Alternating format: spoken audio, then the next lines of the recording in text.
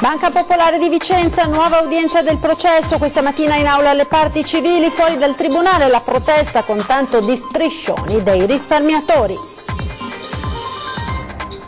E da stamane all'alba è in corso il tentativo di allontanamento di Martin, il romeno ex risparmiatore di Veneto Banca che da Natale vive nell'auto parcheggiata davanti alla sede di Montebelluna.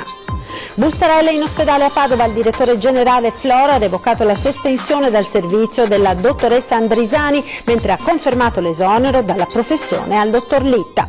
Assalto al bancomat con l'esplosivo ad Altavilla Vicentina, i malviventi non riescono a concludere il colpo, disturbati dai carabinieri, alla fine fuggono con 10.000 euro. Mondo della cultura in lutto a Treviso per l'improvvisa scomparsa di Massimo Bragagia, presidente e anima del Treviso Comic Book Festival, aveva 50 anni. Progetto Mose Porto di Venezia, allo studio un progetto per aggirare le criticità, ne ha parlato ieri sera a 20:10 il presidente dell'autorità portuale Pino Musolino. Lampi, tuoni e grandine molle stamane in diverse zone della Marca trevigiana, temporale fuori stagione accompagnato da quello che gli esperti chiamano Groppel. Buongiorno, ben ritrovati con la prima edizione dei nostri telegiornali. In primo piano la questione delle ex banche popolari venete, perché questa mattina in tribunale a Vicenza nuova udienza del processo alla Popolare di Vicenza, e questa mattina in aula le parti civili, fuori dal tribunale intanto è esplosa la protesta con tanto di striscioni dei risparmiatori truffati. Ci aggiorna in diretta al telefono da Vicenza Anna De Roberto. Buongiorno Anna. Sì, buongiorno Marta, buongiorno ai telespettatori da Vicenza in diretta con le immagini che potrete vedere della protesta dei risparmiatori che questa mattina a partire dalle 9 erano davanti al tribunale. Oggi è la giornata delle parti civili, 300 pratiche fino ad ora sono state protocollate, alcune possono contenere anche 50 richieste di costituzione parte civile, ma ci sarà ancora tempo. Il 3 febbraio, vi ricordo, verrà fissata la data per il dibattimento e oggi il giudice decide se ammettere tutte le parti civili. Gli avvocati sono in aula in questo momento per presentare le loro eccezioni, molte di queste riguardano ad esempio la costituzione di parte civile, ad esempio del Comune di Schio piuttosto che della Camera di Commercio, di altri enti pubblici. Bisognerà verificare se hanno o meno diritto appunto di costituirsi parte civile. Ma intanto la cosa interessante qual è? Quella che risale a 24 ore fa il sequestro conservativo di molti dei beni dei 5 indagati, e questo perché? Per tutelarsi di fronte alle spese processuali. Dunque sono stati sequestrati dei beni ma soltanto a tutela dello Stato, e questa è un po' l'anima della protesta dei risparmiatori, che dicono sono beni che di fatto spetterebbero a noi, perché ad oggi non esiste alcun tipo di sequestro di beni agli indagati che possa di fatto essere fonte di risarcimento per tutti i risparmiatori. Dunque sono proprio qui davanti al tribunale che protestano per questo, e anche per i capi d'accusa che di fatto ad oggi sono soltanto ostacolo alla vigilanza ed aggiotaggio.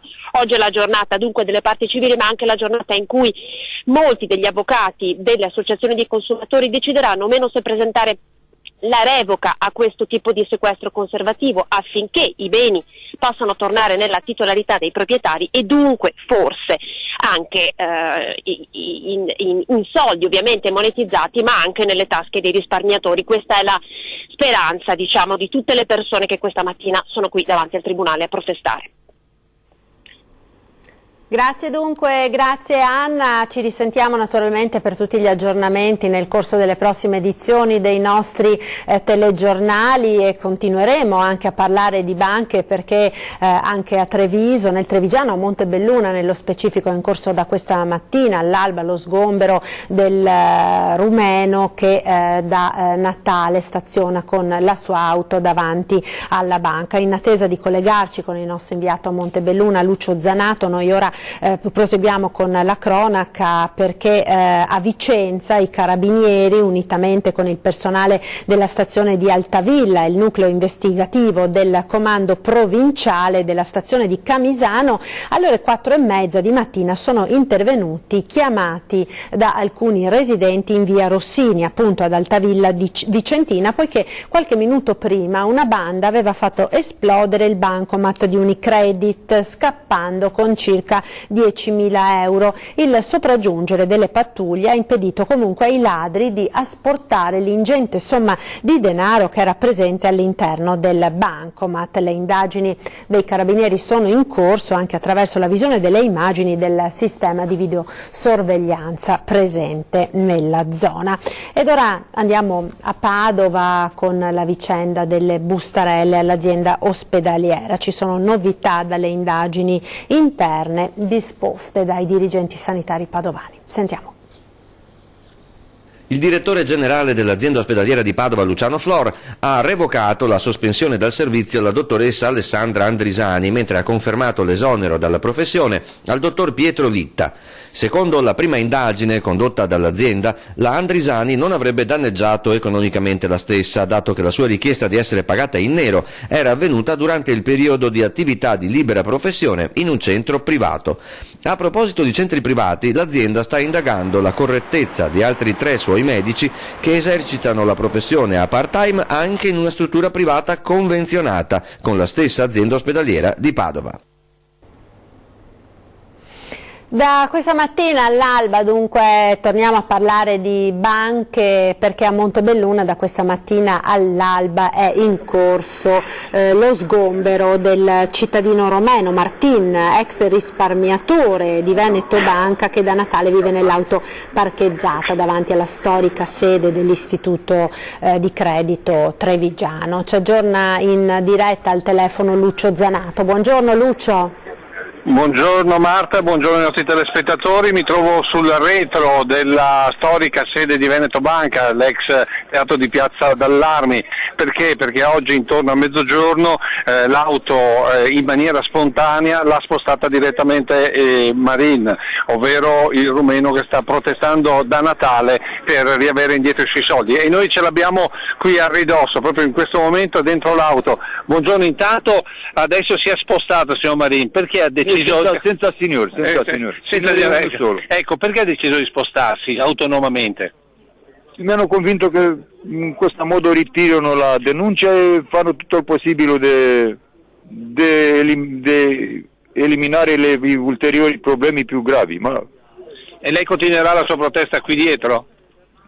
La macchina rimane qua. La mia parola è parola, non serve né... Anche perché la macchina adesso è sotto sequestro, da qua non può spostarla. Se è sotto sequestro posso andare via, se diventi matto, ma la mia parola è parola. Ma lei è convinto di riuscire a riottenere i suoi soldi? Sono sicuro, se non ero convinto non andavo da casa l'anno scorso. Ho capito, lei non ha più paura di denuncia, tra l'altro mi pare che la banca abbia ritirato la denuncia nei suoi confronti. Ma non mi basta ritirare la denuncia, voglio anche i soldi. Senta, 100.000 euro vale rimanere da Natale 120, tutti i giorni in queste condizioni? 125.000 euro mi hanno fatto vedere le carte, ma io voglio 150 adesso con le condizioni in quale ho sofferto, per 150, con interessi aggiornati si arriva a 150.000. Ma ne vale la pena vivere in questa maniera per questi soldi? Ma se lei, cosa vuol dire se vale la pena? Cioè se vale la pena vivere in maniera così difficile, da Natale, giorno e notte dentro in macchina, è una questione di sopravvivenza. Se la legge ti mette in queste condizioni che difende quelli che hanno rubato, e a noi dobbiamo protestare, dobbiamo sacrificarci ancora per riavere i nostri diritti. Grazie signor Marin, noi continueremo a raccontarvi questa storia nel corso del telegiornale di questa sera, se ci sono delle domande dallo studio. No, grazie Lucio, grazie. Naturalmente appunto per gli ulteriori dettagli vi rimandiamo al TG dedicato alle notizie dalla provincia di Treviso, in onda a partire dalle 19:30 come sempre. Ma proseguiamo con il TG restando nella Marca, perché è lutto nel mondo della cultura a Treviso per l'improvvisa scomparsa di Massimo Bragaggia, presidente e anima del Treviso Comic Book Festival. È stato trovato già privo di vita a pochi passi dalla tomba del padre nel cimitero di San Lazzaro a Treviso. È morto così all'improvviso, probabilmente per un infarto. Massimo Bragaggia, 50 anni, anima del Treviso Comic Book Festival, la rassegna di fumetti della quale era presidente e che ogni autunno colora la città di Treviso. Un lutto che ha colpito il mondo culturale della città ed ha lasciato sgomenti tutti coloro che lo conoscevano e ne apprezzavano l'attività. Bragaggia, oltre che presidente della prestigiosa rassegna, guidava l'associazione Fumetti ed era titolare della fumetteria Tarantola accanto alla chiesa di Santa Maria Maggiore. E se Treviso per una settimana all'anno è la capitale del fumetto, con una rassegna che è cresciuta ogni anno fino a richiamare in città decine di migliaia di persone, il merito è proprio di Bragaggia, che assieme ai due amici Alberto Pulita e Nicola Ferrarese ha avviato la rinascita del festival, buttandosi anima e corpo in questa avventura.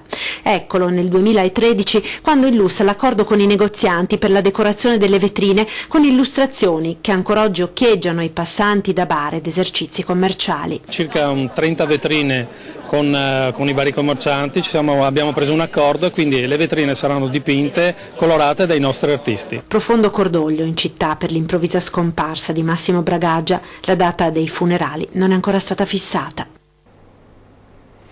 Ancora cronaca, almeno 9 colpi notturni ai danni di bar e sale scommesse tra il Piovese ed il Veneziano, fermati 2 romeni che usavano una tecnica predatoria molto originale.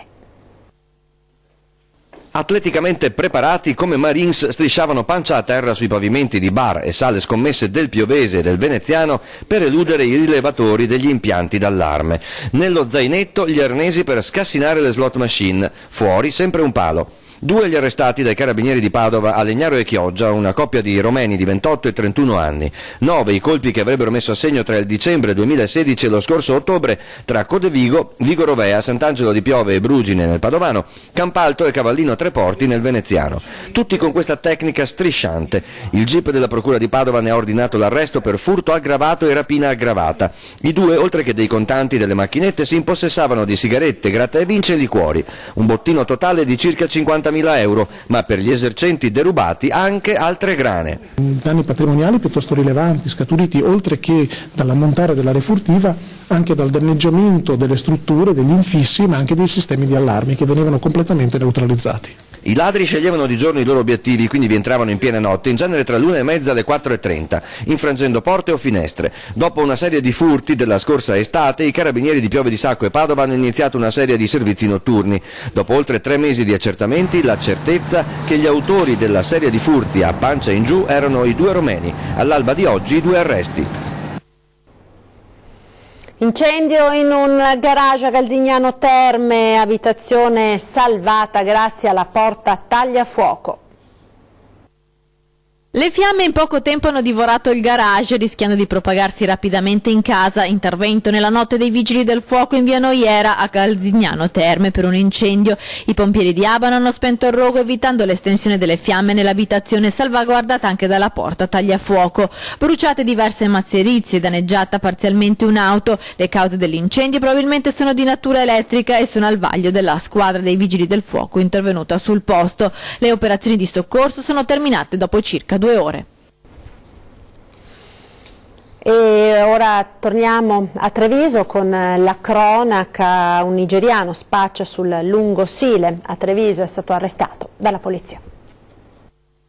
Stava spacciando nell'area adiacente al Sile, all'altezza di Viale Trento e Trieste, nel tardo pomeriggio di ieri, quando è stato notato da una pattuglia delle volanti impegnati in un servizio coordinato con i carabinieri per la prevenzione ed il contrasto allo spaccio di stupefacenti in centro a Treviso. Così un nigeriano di 25 anni è stato arrestato, era assieme ad un altro connazionale che verosimilmente faceva da palo mentre armeggiava per recuperare la droga nascosta nel verde. Alla vista degli agenti il 25enne cercava di disfarsi dello stupefacente. Invano. I poliziotti hanno recuperato 38 bustine chiuse ermeticamente con dentro complessivamente 80 grammi di marijuana.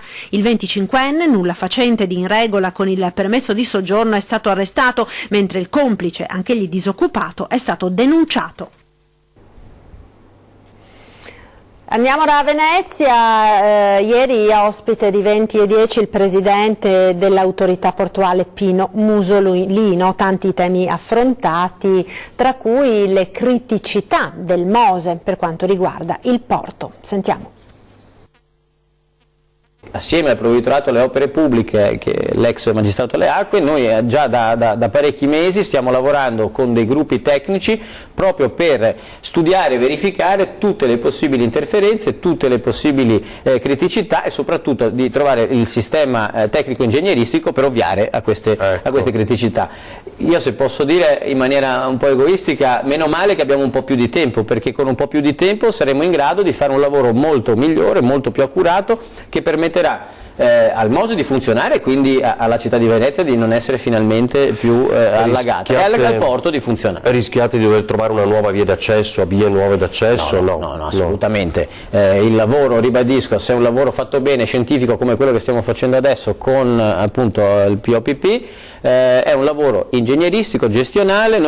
Mi faccia capire cosa vuol dire. Se ci sono sulle paratoie che si fa una programmazione di un certo tipo, si fa un lavoro di un certo tipo con uno sistema di previsione dell'innalzamento delle paratoie di un certo tipo, si può fare una comunicazione alle navi in arrivo o in partenza anticipando o posticipando la movimentazione della nave a dopo o prima il momento dell'innalzamento delle paratoie, quindi si evita che il momento della paratoia rappresenti una criticità.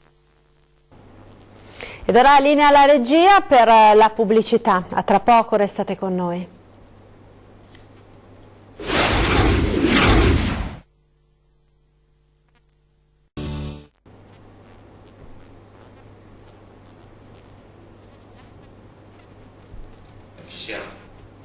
Rieccoci in diretta con la prima edizione dei nostri telegiornali. Torniamo a Venezia per parlare dell'aeroporto Marco Polo e di importanti novità per quanto riguarda i collegamenti con la Cina. È uno stadio molto avanzato l'accordo con una delle principali compagnie aeree cinesi per l'avvio del primo volo diretto Venezia-Pechino. Lo annuncia il presidente di SAVE Enrico Marchi a margine dell'inaugurazione dell'anno del turismo Europa-Cina a Palazzo Ducale. Stiamo aspettando le autorizzazioni dalle autorità cinesi che speriamo arrivino presto, perché sarebbe molto curioso fare eventi di questo tipo e poi che le autorità cinesi non dessero il permesso per un volo diretto con Venezia. Sono oggi 100.000 i passeggeri che utilizzano l'aeroporto Marco Polo per raggiungere o partire dalla Cina. Da un mese lo scalo lagunare ha ottenuto la certificazione Welcome Chinese, che attesta le capacità di ricevere i passeggeri asiatici e viene richiesta dalle compagnie cinesi che vogliono volare in Europa. Secondo uno studio a campione tra i passeggeri commissionato da SAVE, Venezia è la prima scelta per i turisti cinesi che vorrebbero visitare l'Europa e la quarta tra quelli che vi sono già stati dopo Parigi, Londra e Roma. Un volo diretto sarebbe quindi fondamentale per il futuro dei collegamenti tra queste due aree del mondo. Sarebbe importante dal punto di vista simbolico e dirò di più, io sono convinto che una volta che parta il primo volo è come stappare la bottiglia, dopo il primo ne arriveranno degli altri perché abbiamo un grosso traffico in aumento con la Cina, con tutta l'Asia e quindi è una parte del mondo destinata ad accrescere notevolmente in termini di traffico. Ed ora parliamo dell'area dei Pili a Porto Marghera, il terreno è radioattivo ed ora è polemica dopo che è arrivato l'ok alla pista ciclabile, ma solo se i turisti non si fermano. Ci aggiorna al telefono Ilaria Marchiori. Buongiorno Ilaria. Buongiorno, da Venezia sta continuando a tenere banco la questione inerente alla realizzazione della pista ciclabile nell'area dei Pili. Il fatto che sia fortemente inquinata da fosfogesti radioattivi è stato confermato anche da due indagini commissionate proprio dal Comune nella seconda parte del 2015, una dal Servizio Igiene e una da Sanità Pubblica dell'ULSS, mentre un altro perito esperto di radioprotezione ha analizzato i documenti. Il motivo era capire se fosse possibile dare vita a un collegamento ciclabile col Ponte della Libertà, di cui si parla tra l'altro da tantissimo tempo, e la risposta è stata affermativa, ma questo via libera in realtà è dovuto soltanto al fatto che i ciclisti non si fermeranno a fare picnic in quell'area oppure delle soste e che comunque non la percorreranno certamente tutti i giorni. Solamente per questo è stato dato dunque questo permesso, per cui si può percorrere questa pista ciclabile ma praticamente non fermarsi. L'area dei Pili è stata per decenni il deposito dei residui di lavorazione delle rocce fosfatiche per ricavarne appunto acido fosforico, e i cosiddetti fosfogessi contengono delle sostanze radioattive. In questo tipo di materiali, ha spiegato il tecnico nella sua relazione al Comune, sono presenti con concentrazioni di attività che possono incrementare il rischio radiologico per chi deve operare in queste aree. Radionuclidi di origine naturale appartenenti alla catena di decadimento di uranio 235 e del torio 232. Da Venezia è tutto, restituisco la linea allo studio. Ed ora lo strano fenomeno atmosferico che si è verificato questa mattina in varie zone della Marca. Sentiamo di cosa si tratta. In termine tecnico viene definito GROUP, ovvero la neve tonda o grandine molle, un fenomeno atmosferico che consiste in una precipitazione solida costituita da palline di ghiaccio bianche e opache che cadono in situazioni di temperature vicino allo zero. Dovuta in particolare oltre ai rovesci, a delle temperature particolari, quindi in quota avevamo circa meno 4, meno 5 gradi a 1500 metri e 0 gradi al suolo. Dunque la precipitazione, il fiocco in partenza ghiacciato, è arrivato al suolo incontrando probabilmente una fascia di aria un po' più calda a circa 200 metri dal suolo, 0,5, 1 grado, fondendosi quindi leggermente per poi righiacciarsi nuovamente a contatto con il suolo. Da Paese Estrana, da Breda a Treviso, questa mattina diverse le zone della Marca trevigiana che si sono svegliate con strade e marciapiedi imbiancati, ma la grandine è stata accompagnata anche da lampi e tuoni, una condizione meteo inattesa visto il periodo. Sembra fuori stagione ma non lo è, non è così frequente in questo periodo, però può succedere proprio in presenza di questo tipo di venti, quindi nord-occidentali, e in presenza di differenze di temperature tra la quota e il suolo, è questo che ha determinato quindi anche questa attività elettrica. Torniamo ora a Venezia perché il Consiglio Comunale ha deciso all'unanimità di eliminare l'obbligo di restare a capo scoperto per gli ospiti della sala, via libera quindi al velo islamico e a qualsiasi altro tipo di copricapo. Ma i veneziani che cosa ne pensano? Sentiamo. Si potrà assistere al Consiglio Comunale con il velo, sia il velo delle suore cattoliche sia quello islamico. Lei è d'accordo? No, perché è un luogo pubblico. E quindi? Come tutti i luoghi pubblici non ci dovrebbero essere né veli, né burka, né niente. Dice dove? In Italia. In Italia ti mantieni quello che sono gli italiani. E il velo, come si dice? Il burka assolutamente no. Il velo se è una roba coperta solo la nuca, quello fa niente, insomma. Basta vedere il viso, non credo che basta vedere i capelli. Se non copre il volto, lascia riconoscibili, non vedo perché. È un segnale di integrazione di estrema democrazia. Certamente non con la faccia coperta, perché quello è insopportabile. Però il velo normale sì. Il velo normale sì. Qualcuno dice però che è un simbolo di oppressione della donna, queste cose qui. Sì, in fondo lo penso anch'io, ma vabbè. Per la suore è una religione, o la religione che glielo impone, e per le altre evidentemente la loro nazione, la loro, non so, insomma, l'importante è che si possa vedere la faccia, no? Essendo in Italia o si adeguano alle abitudini nostre, a me non mi va. Personalmente no, non mi va. Cambia niente a mio avviso, uno che abbia il velo o non il velo. Sempre siamo andati in chiesa le nostre donne che dovevano avere le maniche lunghe, e il cappello, gli uomini nobili a togliere, sono tutte regole religiose. Io sono un ateo per di più, proprio spassionatamente, che facciano quello che vogliono, sono per la libertà, insomma, libertà di pensiero, libertà di parola, libertà di movimento. Per me, nostra patria, il mondo intero.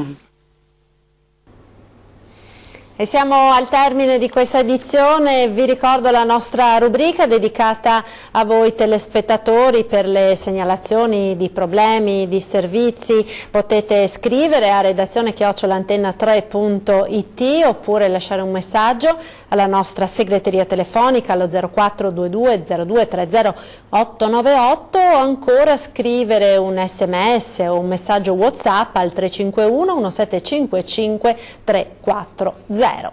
È proprio tutto, vi lascio come sempre in chiusura alle previsioni del tempo per le prossime ore. A tutti un buon pomeriggio.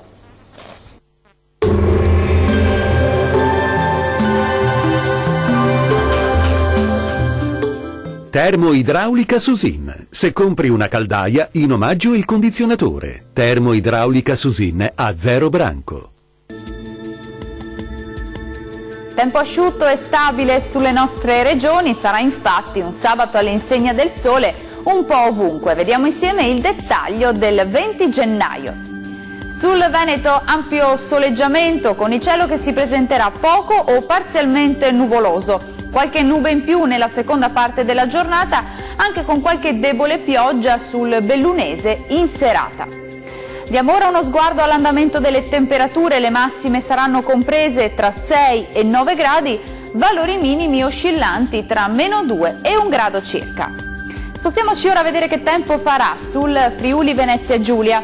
Anche qui sarà una bella giornata di sole, il cielo si presenterà sereno nella prima parte della giornata, cielo poco nuvoloso al pomeriggio con qualche pioggia sparsa entro sera-notte, ma in genere di debole intensità.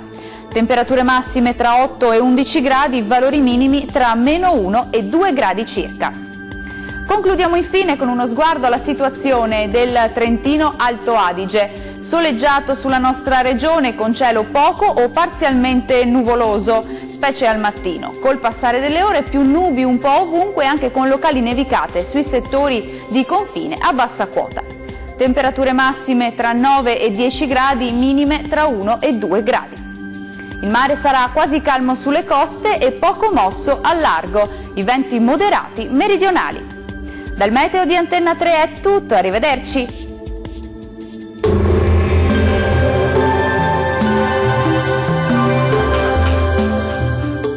Termoidraulica Susin. Se compri una caldaia, in omaggio il condizionatore. Termoidraulica Susin a 0 branco.